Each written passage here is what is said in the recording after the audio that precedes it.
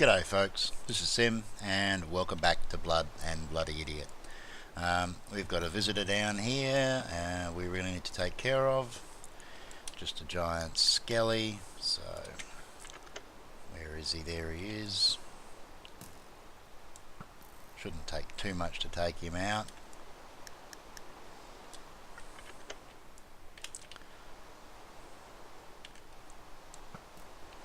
And one more should do it.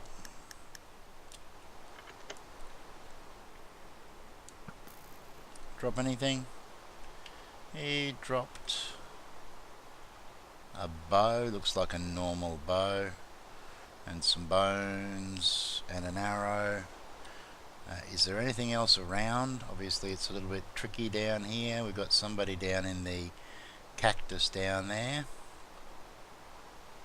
And we got a zombie down there. It's a fishing zombie, so if I get within range he's going to yank me in. We might just leave him for now. So, what are we up to today? I've been having a look at the progression in the game, and it really seriously looks like we can't do a lot of stuff until we get to the nether. Not only does the nether open up a bunch of ores, the nether also opens up redstone, which is a pretty big thing, because if we have a quick look at the options as far as power is concerned, at the moment we've got generators, and most of these generators are way beyond our capabilities. So even something as simple as a lava generator, it requires inner lashite and vulcanite, which we just don't have access to. However, the culinary generator, this one here, which uses food, requires brass, a steel furnace, leadstone energy cell, and red alloy ingots. Now the leadstone energy cell is just a block of redstone, ingots, which we can do, thickened glass, which we can do. The red alloy is redstone and iron, so that's probably going to be achievable after a nether trip. I haven't managed to find any redstone lying around yet, but I believe there may be some down in the dungeons, so it may even be worth going on an expedition down into the deeper dungeons to see whether we can actually get away with finding some redstone down there. And there's a pretty good chance we might even do that in the next episode. But what I thought we would deal with now is something that we can do straight away. At the moment we've been using the smeltery, and the smeltery has been nerfed from the standard smeltery, so it doesn't double ores. So the only way we can double ores is to grind them up. Now a pulverizer is out of the question at the moment because it requires power, but there is an option that is available to us, and that's called the crusher. So the crusher requires fuel, and the basic one is the stone crusher here, which just requires a furnace, some sticks, and some cobblestone. We can upgrade that to copper, and then we can upgrade that again to bronze. And I have access also to iron, and the next one is steel. We're not going to be able to get to that, but we can get to the iron crusher without too much effort, and I've already taken the time to get some ores together so that we can do that. So let's just quickly duck down here, and we're going to need some sticks, and we're going to also need some cobblestone. So I believe we need 4 of those. Oi, get back in there.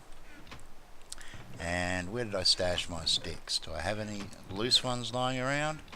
No. There's got to be some here somewhere, surely. Something's blowing up outside.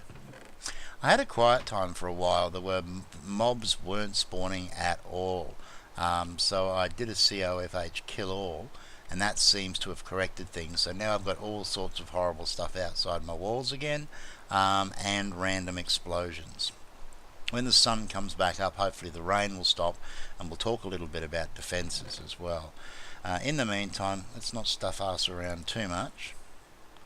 Let's just grab some extra sticks. I'll find where I've got them stashed afterwards, you wait and see. So we need the sticks, the cobblestone, and what was the other thing that we needed? We need a normal furnace, so 8 more cobblestone. So let's do that, shall we? Furnace plus, let's see if I remember this right, corners and sticks. Yep, there we go. So we've got a stone crusher. Let's go get that metal that we've got upstairs, and we want copper, so we're going to need about 8 of those, I believe. Then we're going to want bronze, so 8 of those, and iron, 8 of those. Right, so might help if we had a crafting table up here. Hey, might have to do something about that. Alright, back downstairs. I suppose there's less chance of me attracting attention if I'm down in here. So we take that one and we surround it with copper, and we get a copper crusher. We then surround that with bronze, and we get a bronze crusher, and finally we surround that again with, and now we have an iron crusher. Now we have some coal here, so I really do want to get an idea for how much this uses.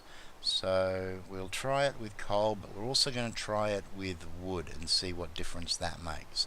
So let's just take a stack of, well, no, I don't want to use the tin just yet, not until I've got an idea. We'll just use the iron. We've got plenty of that. Let's pop back upstairs. And where are we going to stick this beastie?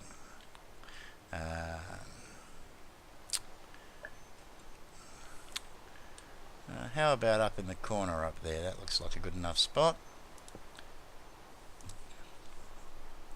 So let's try it with wood first. We'll put a stack of 16 logs in there and see whether that works. Okay, well that's not too bad, and it looks like it's reasonably quick. So we get about 1.5 uses out of wood. Let's take that out, and let's see what we get from coal. Coal, okay, well that looks like it's going to be a lot more effective. That's 1. Oh yeah, okay, so coal is massively more effective. I assume that charcoal would be as well. Okay, in fact that coal is probably, from the looks of that, we got 2, there's 1, 2, 3, 4. I say we're going to get at least a stack of 16 uses out of 1 coal, possibly more than that. We'll see how it goes.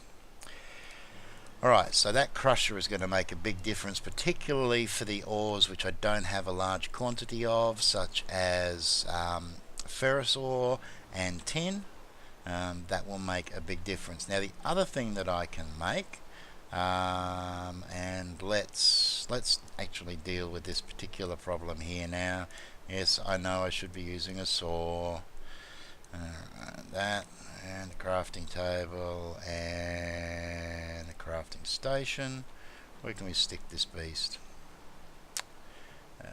Where are we going to do most of our crafting? Over this side, I think. So we'll pop that fella down there. Now what we want is, okay, now it's probably just being lazy, so let's get back down and grab that saw In fact, let's not even worry about that. We should have some wood in one of these chests that's already made up. 16 should be enough, because what we can do is we can make up a couple of chests, and I've looked at the options, by the way, for upgrading the jabber barrels, and I can get some storage upgrades onto them, but not a great deal before again we hit the massively increased tech tree, and we need access to ores that we just don't have access to in the real world. We probably need to fang out a little bit too, because getting close to starving. So if we come over here now, I'm going to grab the brass, and I'll grab the copper. Now I think, if my memory serves me correctly, let's just have a quick look.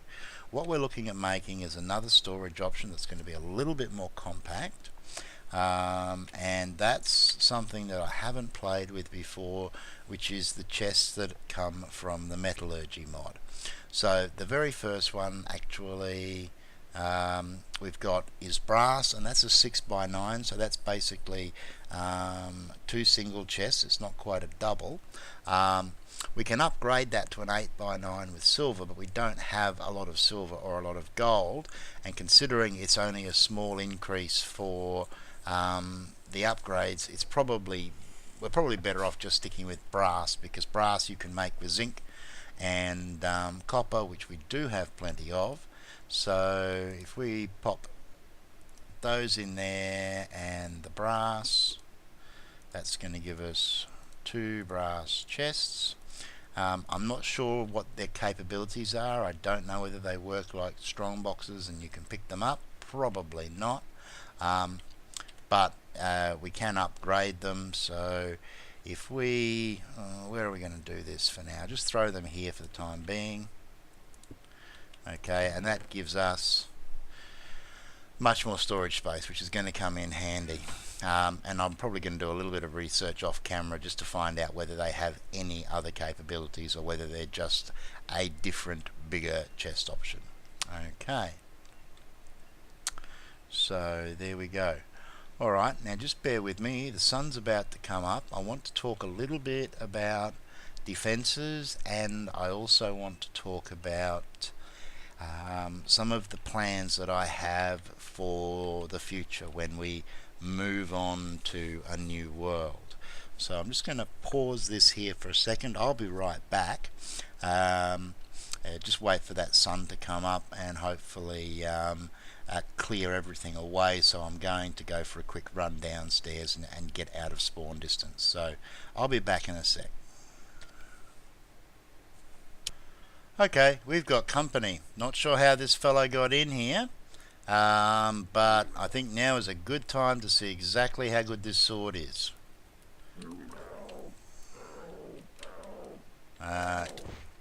Okay, that's not too bad. He's tough, but he's not that tough.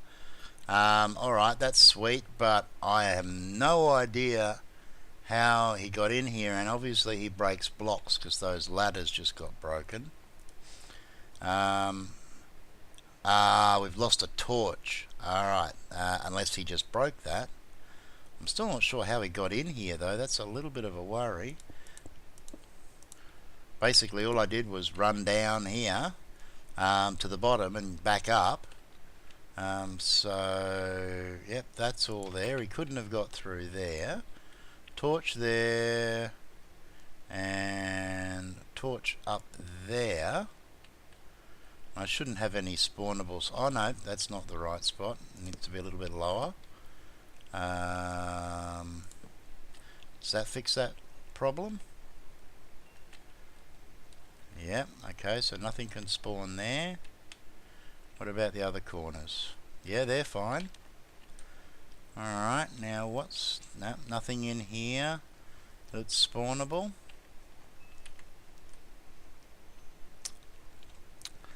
Okay, well the only thing I can assume is that, because he couldn't fit through any of these doors, is that when I replaced the torches in here I didn't quite replace them properly, and I managed to leave a spawnable spot in here. Well, that was a nice surprise, wasn't it? Hopefully there's no other surprises. We better do a quick scout around. Okay, so far so good. I would really hate to see my kitchen get blown up. But no, that looks all fine. Let's duck upstairs.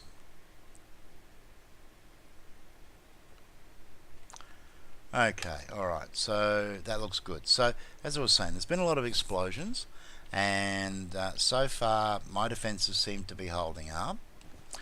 We probably need to be careful when we step out here, because we may have company. Nope. Okay, that's good.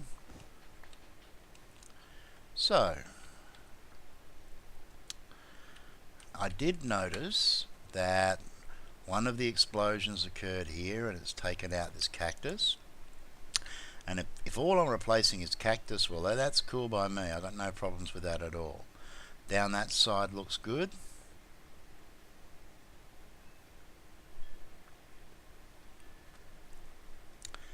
And down that side looks good. I am going to have to adjust this water because it is a little bit of a problem that I've got that area there. I think that things can actually get trapped there. I think it's the same over here, so I'm going to have to experiment and see. But I've got a couple of things in mind. Firstly, I'm going to change this up. I think what's happening is the mobs get pushed into these gaps, and because of the way the water flow goes, they're getting pushed against this block here and not into the cactus blocks, so they don't generally take a lot of damage. Let's just check that there's nothing. Oh! Okay. Alright. Oh, okay, yeah, that could be a bit of a problem. We've got some spawnable spots down here. Hopefully there's nothing at this end that can... Okay, alright, we'll definitely have to have a look at that. But anyway, what I was saying, let me up. That's right, sand's in the way, hang on.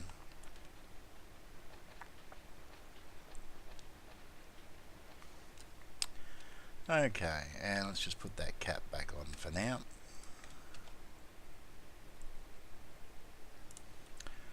Right, that sugarcane over there looks almost completely grown, so we'll definitely be harvesting that.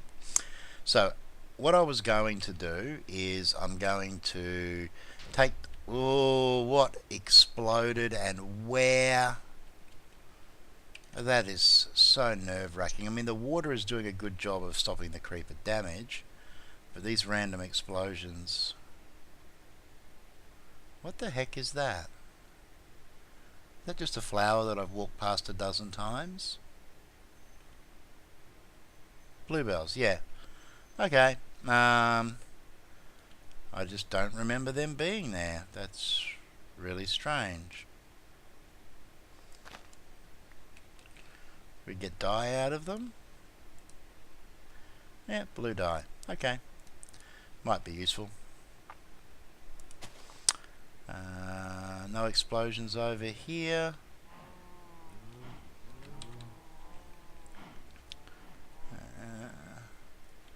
That all looks like it's in one piece.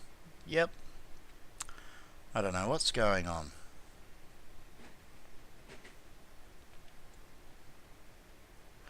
No damage down the back here. It's possible that there was a creeper or something in one of these spots right here, and he decided he'd had enough and he blew up. Oh, okay, yeah. We've definitely... Oh, and there goes another one.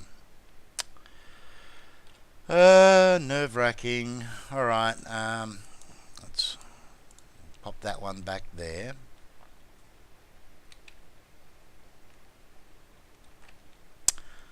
So, yeah. I'm not even sure whether you guys can hear the sound of the explosions that are going off. Do me a favour, let me know in the comment if the game sounds are too low I should say, and I'll turn them up a bit, because I have noticed that what seems loud for me is not necessarily, I should not come in here and leave my door unlocked. Yeah, what seems loud for me doesn't always seem to be quite so loud when I listen to the playback. So give me some feedback. So what we're going to do is we're going to take all of these out, move this back a layer, and put cactus at the end points here as well, which will hopefully do more to take out the mobs as they get pushed up against that. So we're going to try that.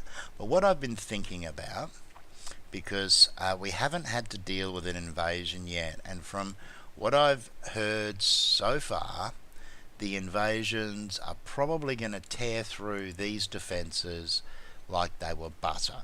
It's fine at the moment for the normal mobs, and it seems to be handling them fairly well. But invasions, they also bring miner zombies, which can mine their way through things. I believe they can even mine through obsidian if they're given enough time. They also do freaky things like stack up on each other to climb over walls. It's just going to be nuts. So we've been really lucky that it hasn't happened so far. I don't know yet what triggers the invasions. I suspect, but I've got no reason to know for sure, that going to the nether might be the trigger point. It may just be the amount of time that I spend in game. Really not sure. Anyway, so what we're going to try is, now we're not going to do it here, I'm going to do it in the next world, is we're going to set up a tiered defensive line. So we're going to use this as our standard defense. I may look at strengthening the wall, I think, by making the wall itself a lot thicker, possibly 3 or 5 blocks wide. And the advantage of that will be is that if I do it that way, I can also put the torches along the top. As long as it's high enough that creepers can't actually get up there, then I can, instead of worrying about slabs, I can just build it up, put a lip on either side to stop spiders getting through, and have a path all the way around that I can run around. Now if it's thicker, then that will probably make a big difference as far as stuff tunneling in here or blowing its way through. The other thing that I'm going to do is I'm going to actually do it in layers. So I'll put a wall here, and then I'm going to put another wall out further, probably with something like lava or something in there, and then maybe a third layer again, which is also water and cactus. We'll experiment with a few different things. There are some other nasty fluids floating around in the game that might be useful to us. So it's certainly going to be worth experimenting, seeing whether things such as sewage and sludge will make a difference. We probably need to move back now. We'll just have a quick look. Now I know it's pretty dark out there. Doesn't appear to be a lot here at the moment, and if I didn't cover that hole up, what's the better creeper goes down there and blows that bloody torch that I just stuck in there? Oh well, we'll find out in time. So at the moment, actually it's pretty quiet. Skelly over there. It's been a lot worse. I've certainly had a lot more mobs spawning outside. At the moment, they're obviously decided to take a break and give us a little bit of a rest. Alright, we don't want to really aggravate them too much.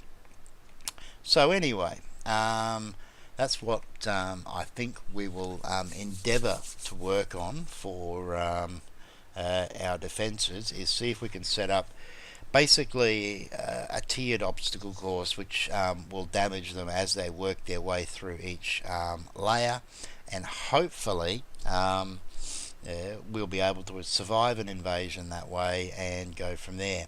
The other thing that I'm probably going to consider doing is I won't be building my base in one of these towers. I may use one as a starting area, but we will look for a nice open area that's got the mixture of biomes that I want to live in.